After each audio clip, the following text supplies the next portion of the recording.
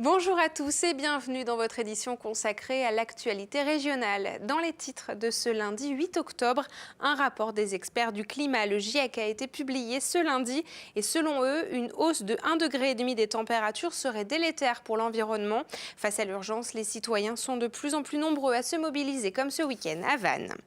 Autre sujet dans l'actualité, le Brexit. Les négociations entre les pays européens et le Royaume-Uni sont en cours. Les professionnels de la pêche étaient réunis ce week-end à Quimper et le sujet les inquiète. Et puis une table quimpéroise s'attire les faveurs d'un guide gastronomique réputé. L'Allium a obtenu ce lundi le Goemio d'or pour la région. Nous avons rencontré les restaurateurs. Mais nous ouvrons cette édition avec les menaces qui planent sur le haras d'Hennebont dans le Morbihan. Le lieu, qui accueille plus de 5500 cavaliers par an pour des compétitions, est géré par un syndicat mixte et vit grâce à la SHN, la Société hippique nationale qui permet la pratique du cheval, ou encore l'accueil de chevaux de propriétaires. La convention d'occupation du haras de l'association s'achève fin 2019. Un nouvel appel d'offres devrait être ouvert, mais celui-ci n'aura pas lieu. C'est une douche froide pour l'association, comme vous l'entendrez. André Artereau, le maire d'Hennebont et président du syndicat mixte, explique également cette décision. On avait l'espoir de continuer à l'issue en répondant à notre appel d'offres. Sauf que là, on n'a plus d'espoir parce qu'on n'a plus d'appel d'offres. Et donc, on n'a plus de possibilité de continuer notre activité. Nous, a priori, à fin 2019, on ne sera plus là. On espère que ces décisions, évidemment, ils prendront de bonnes décisions. Et je pense qu'on ne peut pas imaginer aujourd'hui une ville d'Hennebont sans instruction, une ville d'Hennebont sans compétition, une ville d'Hennebont sans écurie de propriétaires. Ce n'est pas possible. Maintenant, il nous faut les réponses aujourd'hui. Donc, si on maintient sur ce site, il y aura de la formation, de l'instruction équestre. Ça, c'est sûr et certain. Sans doute avec des cibles privilégiées que sont les enfants, voire même des classes sport-études ou autres. Sur ce site, il y aura des concours. Et sur ce site, il y aura des chevaux de propriétaires. Ce qui est en cause, c'est simplement la façon de le gérer. Il y aura toujours ces salariés-là et ces chevaux-là. Alors c'est ça qu'il faut qu'on discute et que l'on voit, parce que est-ce que la cavalerie convient ou pas, les compétences des salariés, lesquelles sont mobilisables sur le projet et de quelle mesure, et est-ce qu'ils le souhaitent. Donc tout ça c'est à voir tranquillement, on a un an pour y arriver, mais c'est vrai qu'il faut que tout ça soit clair pour le mois de mai-juin 2019 par rapport aux inscriptions pour l'année suivante. Baisse de rendement des cultures céréalières dans l'hémisphère sud, fonte complète de la banquise une fois par siècle, montée des eaux. La liste des conséquences d'un réchauffement climatique de 1,5 degré ne cesse de s'allonger. Ce lundi, le groupe d'experts du climat, le GIEC, a rendu son rapport et selon eux, il va falloir changer les modes de vie des citoyens et les politiques publiques. La goélette scientifique Tara va rejoindre le 27 octobre après 2 ans d'expédition Lorient, son port d'attache. Son équipage a particulièrement travaillé sur les coraux. Romain Troublé, le directeur général de Tara, réagit au rapport du GIEC. Des propos recueillis par Fanny Cocognier. Les coraux, on le voit déjà, on l'a vu dans le Pacifique, la température est un des principaux problèmes de stress pour les récifs coralliens. Et donc c'est un enjeu hyper urgent. 1,5 degré, c'est demain, là, on y est. C'est-à-dire qu'il faut réagir dans les 10 ans qui viennent. On a 10 ans pour réagir. Si on ne réagit pas, on sera à 2 degrés, 3 degrés à la fin du siècle. Donc ce rapport du GIEC a été demandé par les pays en voie de développement à la COP21 à Paris en 2015, pour montrer l'urgence des choses. Et je crois qu'il a rempli sa fonction parce que je pense que ce qu'il dit dans ce rapport, c'est justement qu'il faut pas traîner à prendre une décision. Et aujourd'hui, l'accord de Paris est un tour de force. Son application est un autre. Et on est encore à négocier les règles de l'accord de Paris. Et face à l'urgence, les citoyens semblent de plus en plus impliqués dans le combat pour la survie de la planète. Ce week-end, à Vannes, l'association Climaction a tenu la 3e édition de Climat-Fête. 2 jours pour sensibiliser au changement climatique, avancer des solutions et surtout trouver un écho auprès des élus et de la classe politique. Fanny Cocognier. Comment limiter l'impact de l'alimentation sur le climat? Alors que la loi agriculture et alimentation vient d'être votée à l'Assemblée nationale, c'est le thème qui a été choisi pour Climat-Fête.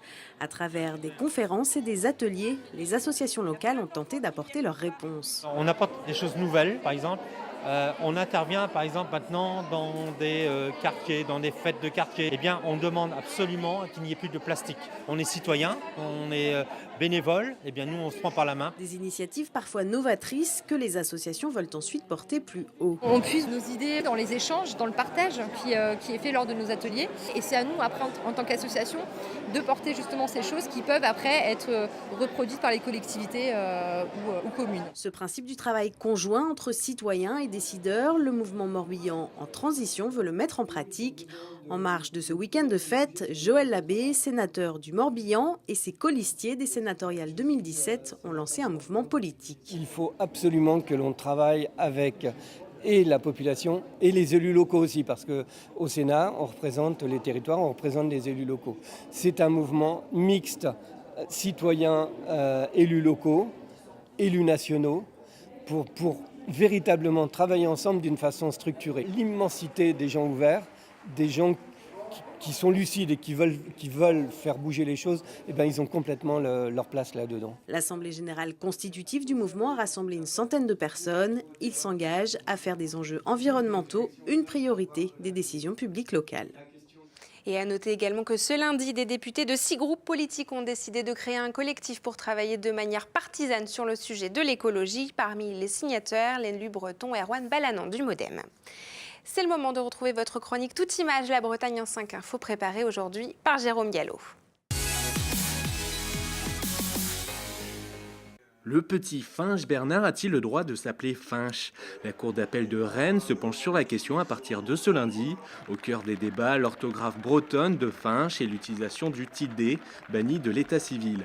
En septembre 2017, le tribunal de Quimper a jugé que cette graphie va à l'encontre de l'unité du pays et l'égalité sans distinction d'origine, je cite.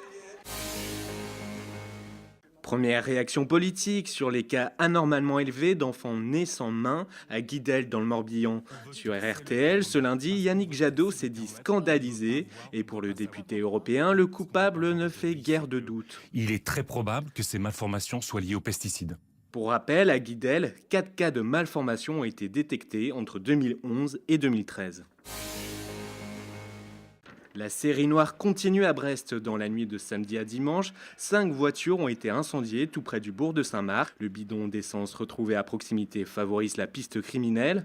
Début septembre, 10 véhicules ont déjà fini en cendres dans le quartier de Pontanézen. Des vagues oranges dans les villes bretonnes. Samedi, des centaines de manifestants ont enfilé des gilets sauvetage pour marquer leur soutien à l'Aquarius. Privé de son pavillon par le Panama, le bateau humanitaire est actuellement bloqué à Marseille et ne peut plus porter secours aux migrants perdus en mer. L'appel à la mobilisation de l'association SOS Méditerranée a donc été entendu en Bretagne. Ils étaient environ 500 soutiens à Brest et Quimper, 200 à Morlaix et près d'1 millier à Rennes. 11 000 femmes en rose contre le cancer du sein. Pour ses 10 ans, la Lorientaise a encore fait le plein dimanche. Preuve qu'il n'y a pas d'âge pour être sensibilisé au danger du cancer, la gagnante de la course, Anouk, n'a que 10 ans. En autant d'années, la Lorientaise a récolté plus de 400 000 € en faveur de la recherche. C'est le sujet qui préoccupe les professionnels de la pêche en Bretagne, le Brexit. Il a été au cœur des discussions de Breizmer, les premières universités de la filière pêche et de l'aquaculture bretonne qui se sont déroulées ce samedi à Quimper.